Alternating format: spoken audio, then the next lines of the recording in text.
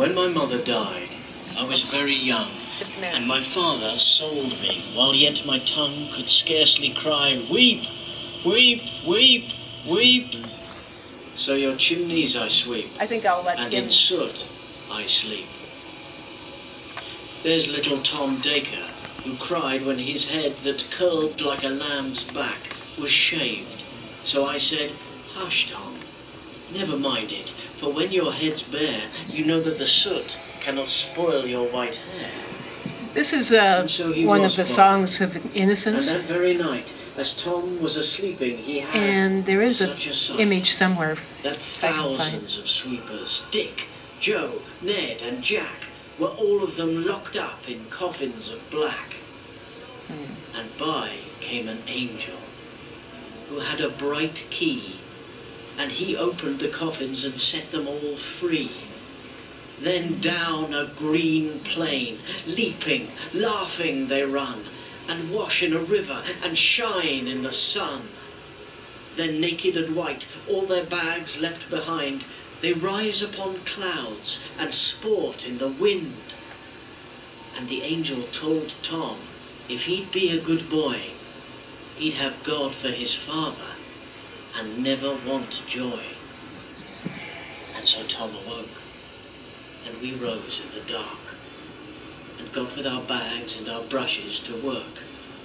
Though the morning was cold, Tom was happy and warm. So, if all do their duty, they need not fear harm.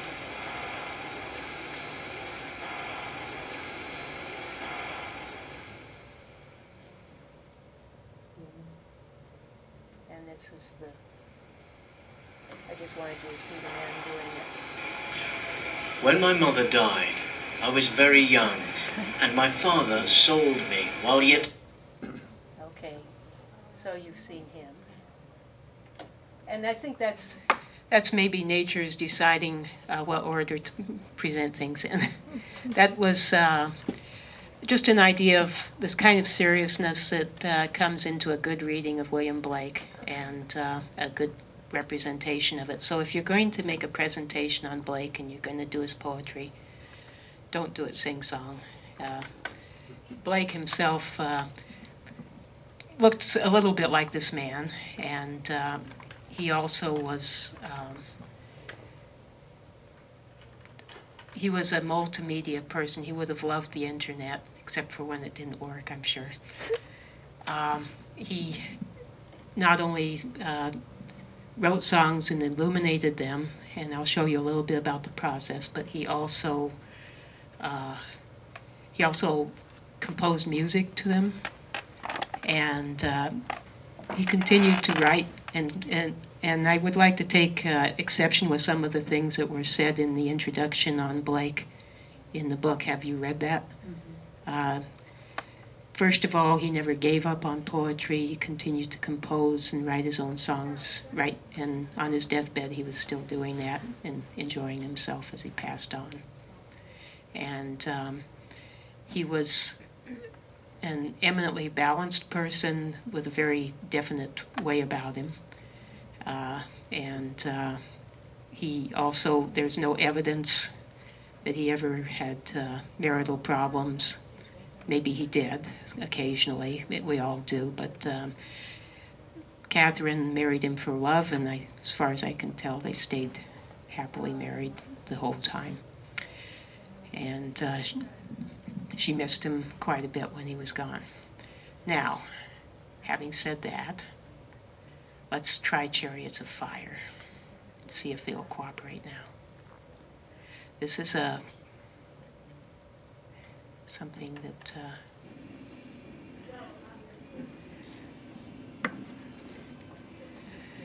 this is one of Blake's works set to songs. You'll notice there's a reference to lambs in here.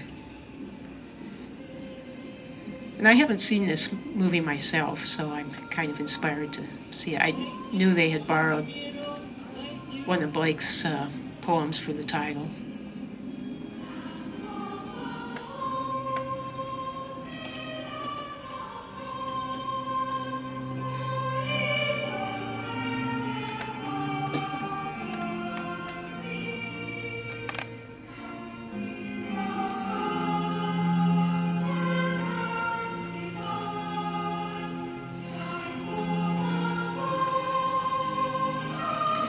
There's an old legend that says that Christ actually was in Jerusalem or in England for a while in his hidden years. So that's what this particular poem alludes to. Blake always has his own take on it, though. Blake's whole mission in life was to bring about an age of enlightenment that was a real age of enlightenment and not what he considered the bogus age of enlightenment of Newton. What was the name of that poem? That's actually the beginning of Milton, a poem which I consider to be Blake's masterpiece. And it starts out with this song. And then he out-Miltons by coming up with a Milton wrote in hexameter his big epics about heaven and hell, and Blake felt that Milton had put all the men in paradise and all the heaven and hell, and he was bound to be sorry that he'd done that once he got there, which he was in Blake's poem, and he came back to redeem himself. So that's the beginning of it.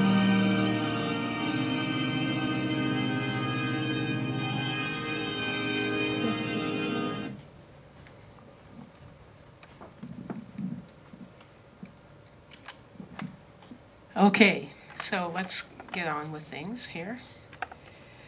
And let's see if I can get down to the...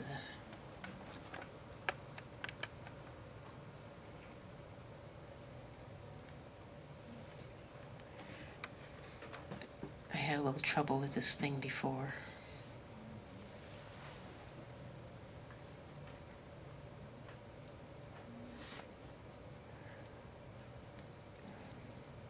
Sometimes I do have trouble with technology. Is there anybody expert enough to figure out how to... Oh, here it is. Okay.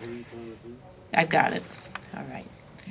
So I'm just showing you a few of his images because you really can't think about Blake's poetry without realizing that his main work in life, actually, and his eating job was being an artist.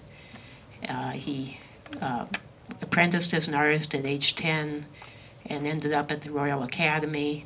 He was very widely read, and there are people who tried to present him as a simple, unlettered man. This is just simply not true. Norton Fry's magisterial work, Fearful Symmetry, completely turned scholarship on its head and showed Blake to be a major poet who was deeply informed on all of the culture and history of art and literature in the Western world. You can see this particular, does anybody recognize what this theme is? Anybody's a Bible reader here? That's another thing, is it's very difficult to read Blake without reading the Bible. He talks about the vision of Christ. What kind of vision of Christ do you see? It might be his vision's greatest enemy. Mine, he says, yours has a great hook nose like thine. Mine has a snub nose like to mine. Yours is a friend of all mankind. Mine speaks in parables to the blind. Yours loves the same world that mine hates. Your heaven doors are my hell gates. And then he goes on to say, both read the Bible day and night, but yours reads black while mine reads white.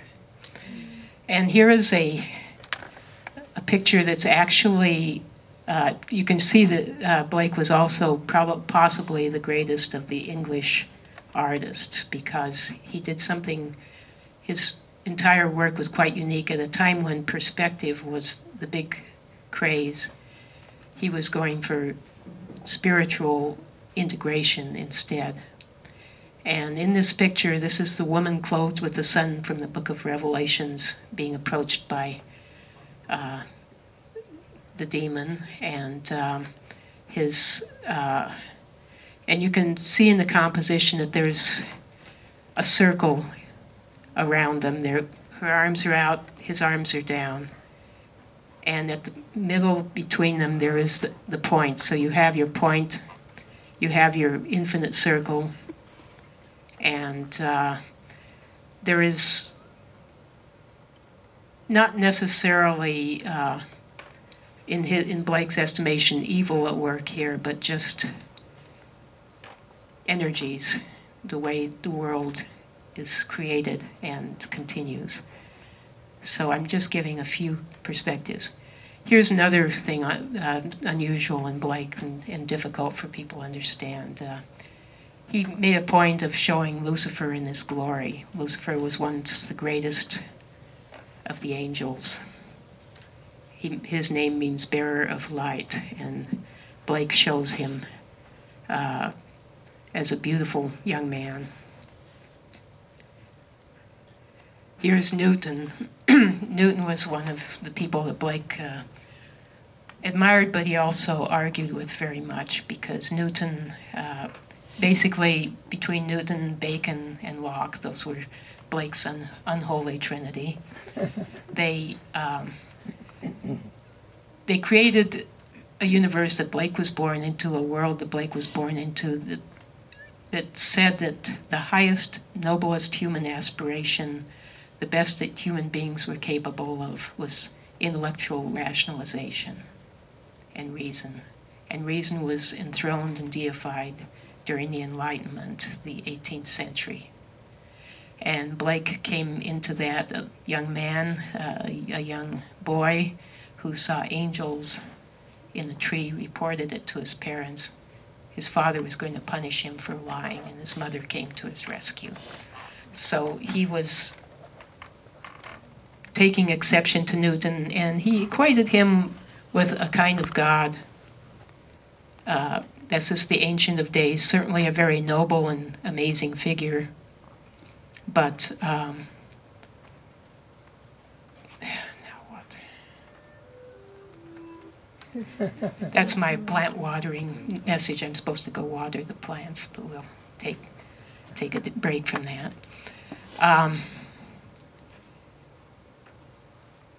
He's an amazing figure, but he's also capable of huge errors, because he'll create a universe that's a strictly rational one by the book and not a happy one. So then redemption is necessary. That's all in Blake's later poetry, but it starts coming up in his current poetry. So now we're where you guys are.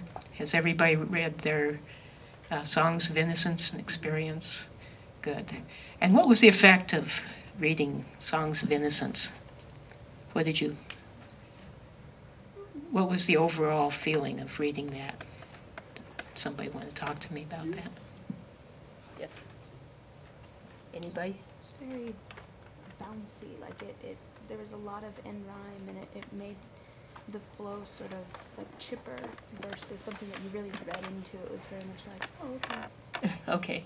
So she saw a bouncy rhyme, and certainly the lamb fits that. Although, is the lamb all flowers, and is there anything in Innocence that has a tinge of experience? Here is probably the prototypical Song of Innocence, and one that's very admired because it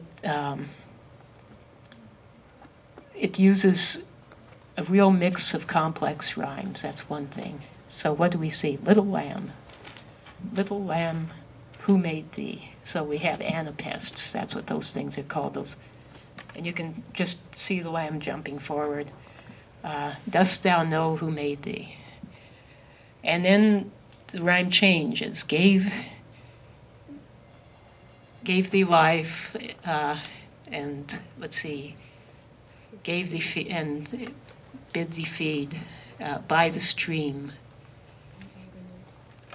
And does somebody have the actual poem there? It's hard to read. See, that rhymes too. And this is the way that Blake wanted people to read it. And when you actually hold the originals in your hand, they're actually very clear.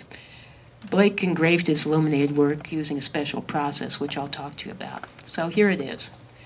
Does somebody want to try to take this on? You want to try that? Right there. Just read a few lines of that. Give me a taste of what's going on there. Little lamb, who made thee? Dost thou know who made thee? Give thee life and bid thee feed by the stream and o'er the mead. Gave thee clothing of delight, softest clothing, woolly bright. Gave thee such a tender voice, making all the vales rejoice. Little lamb, who made thee? Dost thou know who made thee? Little lamb, I'll tell thee, little lamb, I'll tell thee. He is called by thy name, for he calls himself a lamb. He is meek and he is mild, he became a little child. I a child and thou a lamb, where are called by his name. Little lamb, God bless thee. Little lamb, God bless thee. Excellent, and thank you for that good reading. And that's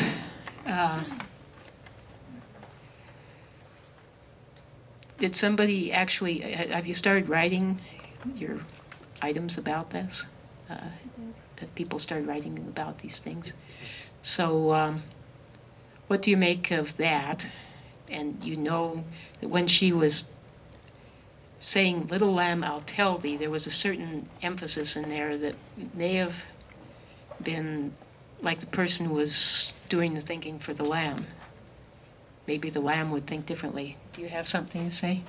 It sounded like to me he was trying to like end the separation or stop the separation, like between the knower, the known, and the process of knowing, I guess. Yes. And he was using God to kind of collapse those three things Into a single into a single idea, which is, when I read this, I immediately thought like Buddhist or like Vedic or something, which is like so far beyond. I think that's a good observation, that there is an aspect of the knower and the known and the process in this, and the orientation is towards a union. That's subtle in the Songs of Innocence and Experience. And there's also this kind of play between Innocence and Experience, but Blake always published Innocence and Experience separately. There's certainly the tiger, and he asks a question about a lamb, but did anybody notice any tigers in the Songs of Innocence? There's the poem Night. I didn't put that up on this screen. I don't believe that was in our selection. It was Oh, in our okay. anthology. All right, so you guys are innocent. I don't have that. Oh, yeah, I think I can get it. Let me see. That's an interesting thing because he uses a lamb and a tiger image quite a bit. Let me see if I can grab something here. Incidentally, these are books that I brought along, and I'll just have a few comments about them. This is a recent author, Spectre, Wonders Divine, and I bought copies for the library. I didn't put those on reserve. These are things that are on reserve because they pertain to Jim's assignment. But let's see if Night is in here.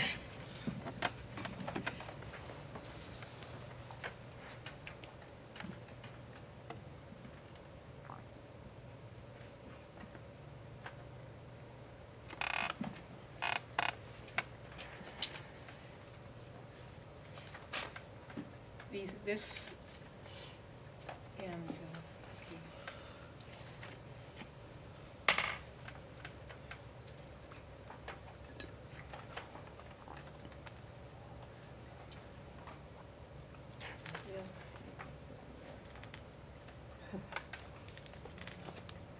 no, they didn't put Night in the Norton edition either.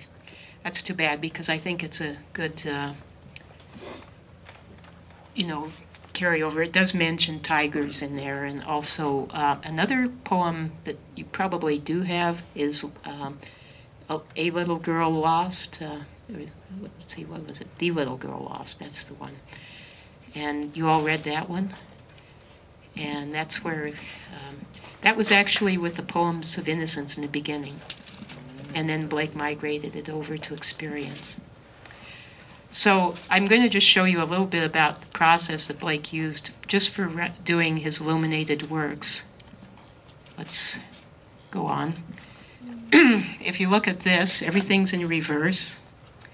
And the way he created this plate was that he would take a pen, actually a feather stylus, and he would paint in everything in reverse to the way he wanted it to look, using wax. And then he would use acid to bite out the images. And that's how those particular things, and that way he would have a plate like that. That's one of the plates he made from the Marriage of Heaven and Hell. And right there, the devils are reading their proverbs to Blake, who's sitting there studiously writing them down. And anxious to give their point of view. The acid would create that image, and then Blake could use that repeatedly and make extra copies. Why did he do that in an age when printing was possible? Why do people prefer now almost, and are moving towards, even scholars are moving towards having their own blogs and doing their own publications on the web where they don't have to go through publishers? Yes, Jim. For the same reason that Kubrick went into the theaters and told them where to put their speakers when they showed the movie 2001. Okay. Yeah, there's just, you know, Blake liked to have things done a certain way, and he wanted people to read something that was rich and beautiful to read and fun to read. And, you know, my experience with publishers is that, okay, you write a poem, it better be 22 lines or less, you know, and that kind of thing. So none of them would have had much use for Blake. So, and he called this printing by the infernal method because the acid would create all kinds of fumes and everything. So it was an appropriate medium for creating, and he was creating this Marriage of Heaven and Hell at the same time that he was doing, pretty much close by to the time he was doing these poems. And the tigers were being created at the same time that the lambs were too. So, who did make the lamb? This is the question in the tiger. And take a look close look at this. Have you seen these images before? Mm-hmm. Okay, you've had a chance to look at the images. Let's just talk about this image for a minute. Let's see what time it is. Who made the lamb? Is it the same God who made the tiger? And then why would that be the case? Or why not? Somebody want to try to take that one on? It's a kind of a tough one. Take a look at the tiger. Does he give you any... yes, is he pointing at somebody? He's not volunteering anything. I won't disagree. I just want to hear what people are thinking. Let's see if I can get somebody else to talk here. Take a look. If you were drawing a tiger, how would you make it? Would it look like this? No. Look a lot worse. No? Well, what is would it about look this like? tiger, you know? Is this a ferocious beast Looks like one of my who's likely to cats. pounce upon a lamb? Or is he sort of a pussycat walking along in a... Yeah, Something he's ab- just strutting. Yeah, just strutting, yeah.